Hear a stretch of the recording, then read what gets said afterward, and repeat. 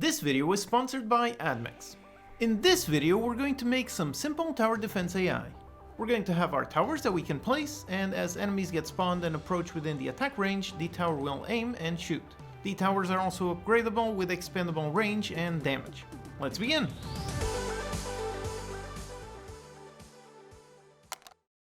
Okay, so here is what we're trying to make.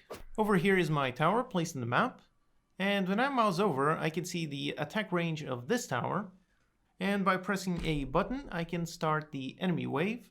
So the enemies start being spawned and they're going to follow their own path, and as they get within the range of the tower starts attacking and firing arrows, and the arrows hit the enemies and they get damaged. With enough hits, the enemies die. So I have one tower, but I can also easily spawn a whole bunch more towers. And the spawning is correctly placed on a grid, so we're using the grid system that we created in a previous video, and we can visualize it by enabling gizmos. There it is, here's our grid. So let's spawn another tower right down here, and yep, there you go, now we have our two towers. And now we can spawn some more enemies, and here they come. And as you see, the towers are also upgradable. So here on the left side we can increase the range, and on the right side we can increase the damage. So spawn a bunch more enemies, and let's see, and yep, as soon as they get within range they start getting hit, and now they're taking 45, 48 damage. The damage pop-ups were also made in a previous video, so check it out. And just like this, we have some very simple tower defense AI working. So you can right click to place a whole bunch more towers, and now spawn a bunch more enemies, and they start to come, and as they get within range of any of the towers start hitting them, and if I want I can upgrade them, and so on and so on. In order to continue building your games in the long run, you need to think about monetization. Admix is a great tool to help you solve that. With Admix, you can place unintrusive integrated ads inside of your game. So instead of an ugly banner ad, you have a billboard right inside your game. This is especially useful for monetizing AR and VR content without breaking player immersion. And since the ads are less intrusive, that leads to a better player experience, which leads to higher retention, which allows you to make more money so you can keep building your awesome game. The tool is extremely easy to use. Just download the Unity plugin and import it into your scene. You'll see this window where you can select from a variety of sizes and drag and drop the Admix object into your scene. The object is very adaptable, so it can fit any surface like something flat or put it around a pillar. As you can see, it's extremely simple to use, and having in-game ads is a lot better than annoying banner ads. Once you've set up all your ads, click this button to go to the website to validate your app. Once you do, you'll start generating revenue in under 24 hours. So Admix is an extremely easy to use tool that works better than standard ads and lets you start earning revenue immediately. Go to admix.in and download the Admix Unity plugin to start earning revenue today. Thank you to Admix, and also thank you to these awesome supporters for making this video possible. Go to patreon.com/unitycodemonkey to get some perks and help keep the videos free for everyone. Alright, so this is our goal. Let's get to it. Okay, so here we are in our starting scene. All we have is the basic map set up, so as you can see the path where they won't take. By pressing a button I can spawn some enemies, and there you go, they get spawned on the corner there, and they finally start moving. The enemies go through the path, through there, and out through there. Also in here I have a grid setup, so if we enable gizmos, there you go, we can see all of the various grid positions. The grid system was fully made in a previous video, so check that out. And in this case, we're just going to use the grid in order to snap the towers into their position. So for example, we'll be able to place a tower here, one here, and so on. Alright, so let's begin by making the tower visual.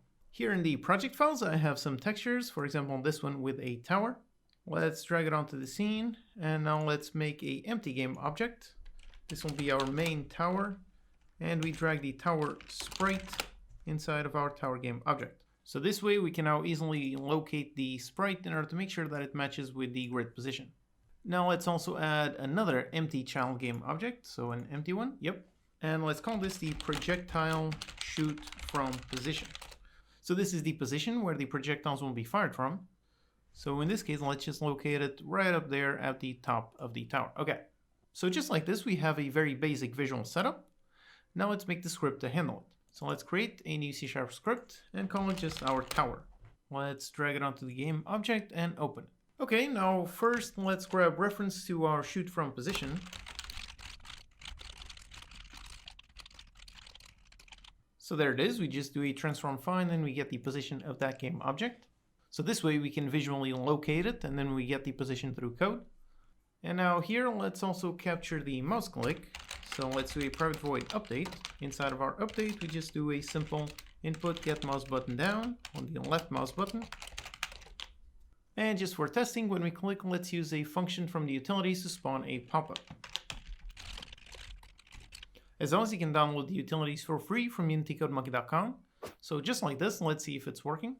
Okay, here we are. There's the tower and click, and there you go. We have our clicks correctly working. All right, so the tower script is correctly running. So now that we have our tower, let's fire off a projectile. First, let's create our projectile. So over here, I have a simple sprite of an arrow. So just drag it onto the scene, and yep, there's the projectile arrow. Now let's make a script to control it. So we create a new C# script for our projectile arrow and drag the script straight onto it. Okay. Now we want to spawn our arrows during runtime. So in order to do that, let's make our arrow into a prefab. So first let's create a folder to hold our prefabs. And we simply drag the arrow onto it. Let's rename it PF projectile arrow. All right, so far so good. We have a prefab for the projectile arrow. Now we want to spawn arrows when we shoot. So let's open up the projectile arrow class. And in here, let's make a simple static function in order to spawn a arrow. So private static void, call it create. And in here, we want to instantiate our PF projectile arrow. So naturally in here, we need a reference to our prefab. And for that, over here in the scene, I already have a very helpful game assets class. This was made in a previous video. So this object, as you can see, has a bunch of fields, a bunch of references, and it has this script. And this script, what it does is we have a static instance, and then we have a whole bunch of public fields. So in here, I can simply add a public transform for the PF projectile arrow. And now back in the arrow script, in here, I can now access the game assets, access the static instance, and grab the projectile arrow. Again, I covered the game assets script in detail in another video, so check the link in the description. So here we can spawn an arrow, and let's also receive a vector3 for the spawn position. So we spawn there with quaternion identity. All right, so this should spawn a projectile arrow. So for testing, let's try to spawn it on the mouse position. So first, instead of private, let's make this public. And now go into the tower. And then here, when you press on the left mouse button, let's go into the projectile arrow script in order to create a new arrow. And now for the position, let's use the mouse position. So here again, using another function from the utilities in order to get the mouse wheel position. Here is the function in case you want to make it yourself. As you can see, very simple. Just grab the world camera and do a screen to world point on the screen position.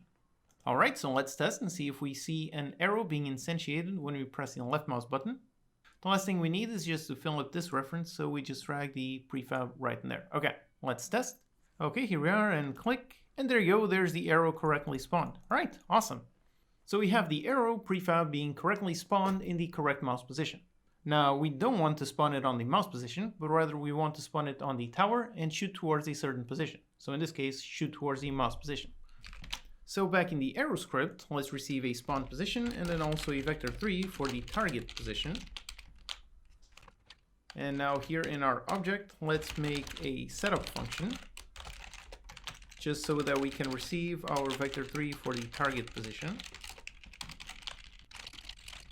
And when we create, we instantiate, we grab the arrow transform. Then we do get component of this type, projectile arrow. And then we can call setup and pass in our target position. All right, so now when we call this function, we're going to pass in the spawn and the target position. And now that we have this position, all we need to do is make sure that our projectile arrow moves towards it. So now here we need to ask a question, which is how should we move the projectile? Essentially, we have two options. We can move it manually or we can use the physics system. So that's going to depend on your design goals and what you're trying to do with your game. Here we're going to do it the simplest way possible, so just manually moving the transform with no physics. So just on our private void update, we calculate the direction towards the target position. So we have the move direction. We move towards the move direction by a certain move speed. And after we do, let's just check the distance. So if we are close enough to the target position, then we simply destroy this game object. All right, so there it is, some very simple, very basic movement code. Now we can go back into our tower script And in here now we have two parameters in our function. The first one is the spawn position, so we're going to use our projectile shoot from position, and as the target, let's shoot towards the mouse. All right, so let's test. Okay, so here we are, and click, and yep, there you go, there's the arrow and correctly goes. So let's say click in here, and as soon as it reaches, yep, it gets destroyed. All right, awesome. Now we need to fix the speed as well as the rotation, so let's do that. For the speed, let's just increase it. And for the rotation, let's get the Euler angles.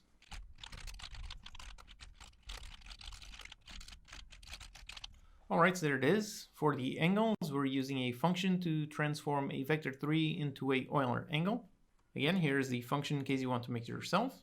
And we just set the Euler angles, and since we're working in 2D, we only set on the Z. Okay, let's see. Okay, and click, and yep, there you go. Now we have arrows correctly being fired from the tower and towards the target mouse position. All right, awesome. Okay, so we have our basic tower functionality. Now let's make it work with enemies. Now I've already set up a simple script in order to spawn some enemies. So by pressing a simple key, there you go, the enemies start being spawned and they start showing up. So the script is on this game object, here it is. Here is the script, it's very simple. All we're doing is first of all making the grid, so we have the function to validate it. This is just so we can later snap our towers into position. And then we just have 3 different types of waves with different difficulties. And on each wave we just spawn a whole bunch of enemies. And in terms of logic, all they're doing is blindly following a simple waypoint. So there it is, very simple. Now the enemies are created through this function. Here it is, we're doing pretty much the same thing that we're doing on the projectile arrow. So we instantiate the enemy prefab, and then you do a basic setup. And now as the enemies are created, here on awake they are added onto a certain enemy list. So this is a static list which contains all of the alive enemies. And with that, over here I have a simple function to get the closest enemy. It takes a position and a max range and simply cycles through all of the enemies, ignores if any of them are still dead, and looks for the closest enemy within range. So this function is what we're going to use in order to look for the closest enemy to our tower. So let's go into our tower script, and here let's stop manually firing our projectiles. And in here let's make a function to get the closest enemy. And we're going to use the function on the enemy class, so get closest enemy. For the position, pass in this transform.position. And now for the max range, let's store it in a field. So just like this. Alright, so now in our update, we can try to get the closest enemy. And if it is not null, then we have a valid enemy. So it's in here that we want to spawn our projectile arrow. We're going to spawn from our shoot position towards the enemy position. Alright, so there it is. However, like this, we're going to have an issue, but let's try it out just to see.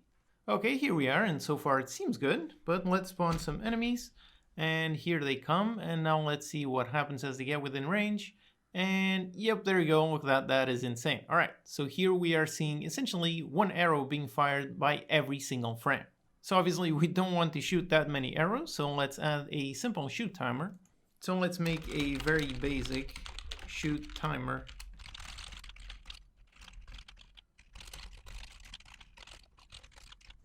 Alright, so we have a very basic shoot timer counting down with our delta time, and if we go under 0, then we test if we have an enemy, and we reset our shoot timer. So there it is, very simple. Let's see. Okay, so here we are. Now let's spawn some enemies. And here they come, and as they get within range, and there you go, the tower starts shooting a more manageable amount of arrows. Alright, so far so good. So right now there's no damage, but the logic is actually working. So let's damage our enemies. Now the enemies already have this damage function. It takes in an int for a damage amount, and simply spawns some particles and a bunch of things, and reduces on the health system. So let's use this function. Let's go back in our projectile, and in here we have when the projectile reaches the target position. So it's in here that we need to essentially call enemy.damage. So that means we need to receive a reference to our target enemy. So let's go up here on our create. Instead of receiving a target position, let's receive a enemy. And we pass it on the setup. And here we define the target position as the enemy position.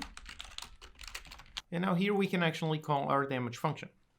So here we need the damage amount, so let's also receive that. Alright, so we also get the damage amount, and in here we use it. Alright, that should do it. Now back in the tower, all we need is to pass in the enemy reference when spawning our prefab. And now we also need the damage amount, so let's define like we did with the range. Okay, we have a damage amount, and here just for fun, let's randomize it a bit. Alright, that should do it. Let's test. Okay, here we are, and let's spawn some enemies. And here they start to come, and as they approach, yep, they start getting shot, and there you go, just like that, they're all being shot. And some of them are actually living, but yep, there we go, we have the arrows working. Awesome. Okay, so here we have our tower, and it's correctly shooting at nearby enemies. Now let's make a simple mini upgrade system. Alright, so here in the tower, we already defined a field for the range and one for the damage amount. So it's going to be very easy to manipulate these. Let's make some functions to do that. Alright, so here it is, two very simple functions, just modifying our simple fields, which again are then used in this function and up here in this function. Now let's go into the editor to make our upgrade visual. Okay, so in here, let's create an empty game object. Let's call this the upgrade overlay. So this is the object that we're going to place on top of the tower in order to upgrade it. And inside, let's add a sprite with this texture in here. Now let's make two buttons to upgrade and one button to close.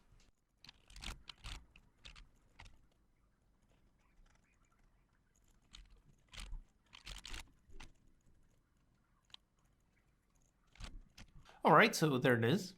Now here for the buttons, I'm using the button scribe script, which is also part of the CodeMonkey utilities. It's just a simple sprite-based button in order to capture mouse interactions. Since this is a sprite, it's based on doing raycast, so we require a simple collider.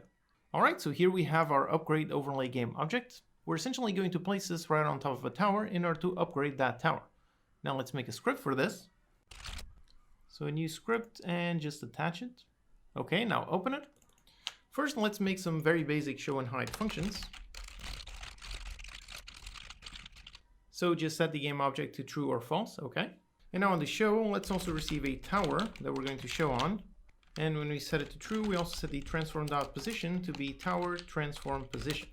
So it's right on top of the tower. And now in order to make this script easy to use, let's make a static show function.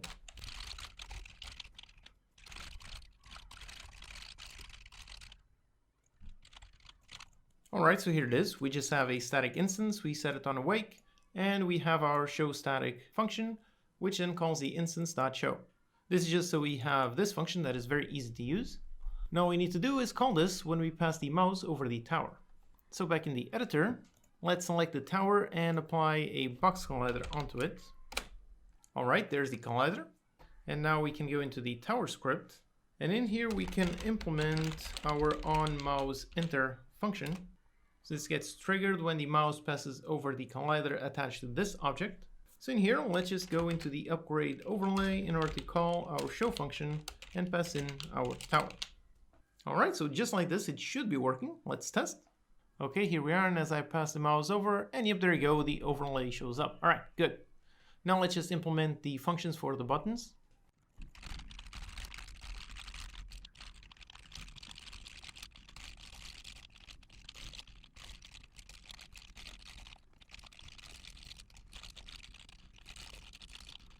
Alright, so here it is.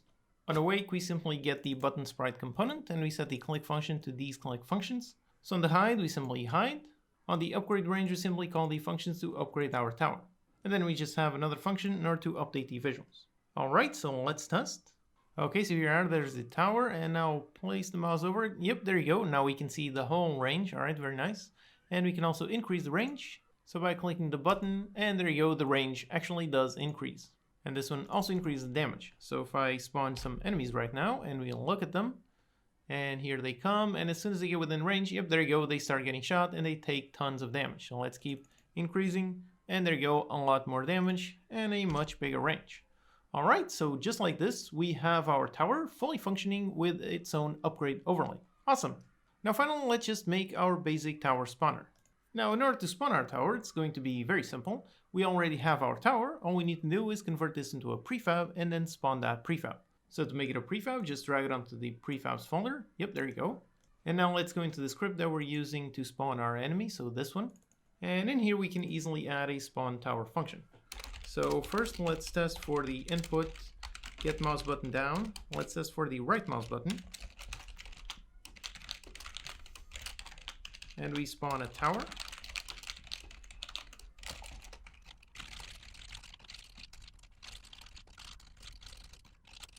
Alright, so there it is, just like that. So we're doing pretty much the same thing that we're always doing. So we're instantiating, grabbing the reference by the game assets, and we're spawning it on the mouse position, which is being validated using our grid. Okay, so that's it, very simple, and it should be working. Let's test. Okay, so here we are, and we have no towers. Now let's place the mouse in here and right click, and yep, there you go, we have our tower correctly spawned. And if we spawn some enemies, you'll see that the tower is fully working. So here they come, and as they get within range, yep, there you go, the tower starts firing, and there you go, taking down enemies. Alright, great. And again, this is working with our nice grid, so there you go, it's perfectly located in there. Now let's place another tower right here, so right click, and yep, there you go, now we have these two towers, and they are individually upgradable. So let's spawn some more enemies, and we hide our gizmos. And there you go, now it's taking out that enemy, and so on. And yep, there you go, look at that, very nice. So now just two towers are enough to handle these enemies. We can spawn a whole bunch more enemies, and then we can try upgrading the tower. So let's increase the range on this one and this one as well. Increase damage by quite a bit, and these are way too many, but yep, there you go, over here we have our system working. So here we have a very nice, simple tower defense AI working. So we can place towers just by right-clicking, and there you go, we can place a whole bunch of towers. The towers get placed, they'll look for enemies within range, and if there are some, then we simply attack them. The towers also have a very nice mini upgrade system in order to increase the range as well as the damage. So again, here it is, a very simple tower defense AI minigame. Thank you to Admix, and also thank you to these awesome supporters for making this video possible. Go to patreon.com/UnityCodeMonkey to get some perks and help keep the videos free for everyone. As always, you can download the Projectiles and utilities from UnityCodeMonkey.com. Subscribe to the channel for more Unity tutorials, post any questions you have in the comments, and I'll see you next time.